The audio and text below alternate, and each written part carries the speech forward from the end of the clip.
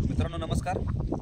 आपला चिंचा या साक्षीला या प्लॉटमध्ये मित्रांनो मी पाठीमागे एक व्हिडिओ काढलेला होता की तणनाशक आपण मारल्यानंतर काय काय उपाययोजना केल्या पाहिजेत। तर मित्रांनो आमचा जो व्हिडिओ आहे की आपल्याला सध्याला शेवगा शेतीला छाटणी केल्यानंतर मित्रांनो आपल्याला खतं भरायचे आहेत। तर बरेचसे शेतकरी असे आहेत की वेगवेगळ्या प्रकारचे खतं भरत असतात। काहींचा अनुभव वेगळा असतो, माझा अनुभव जसा आहे त्याप्रमाणे मित्रांनो मी तुम्हाला तो तुमच्या समोर मांडण्याचा प्रयत्न करत असतो। आपल्या आधीपासून काही जे शेवगा शेतकरी आहेत ते खतं व्यवस्थापन करत आहेत, त्यांनी खताचा रिझल्ट त्यांना एकदम व्यवस्थित आलेला असतो। आपण टाकलेल्या खताचा रिझल्ट मित्रांनो हा आपल्याला आला असतो। त्यामुळं असो तर हे पहा, या ठिकाणी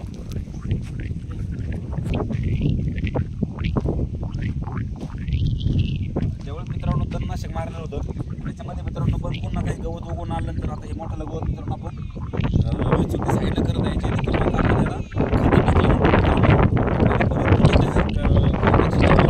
काही अडचण येणार नाही। त्यासाठी आपण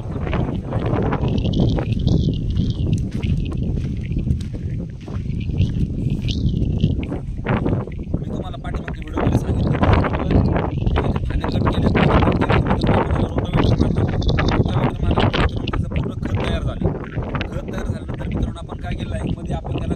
घालून घेतली, जेणेकरून मित्रांनो काय होतं ही जमीन आहे ती अशी या प्रकारे भुसभुशीत झाली।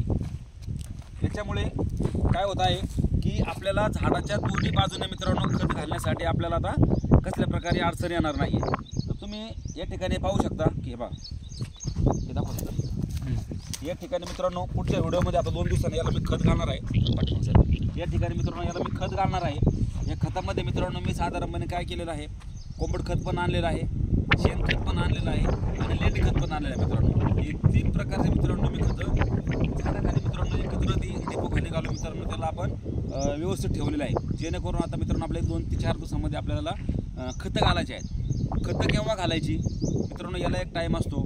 कोणत्या प्रकारचे घालायचे मित्रांनो हे पण थोडं मित्रांनो समजलं पाहिजे, जेणेकरून काय होतं असतं की आपले पहा या ठिकाणी आपले बरेचसे लोक युरियाचा जास्त वापर करतात। मी असं सांगेन मित्रांनो शेवगा शेतीला कोणत्या शेतीला युरियाचं प्रमाण फार कमी प्रमाणामध्ये वापरा।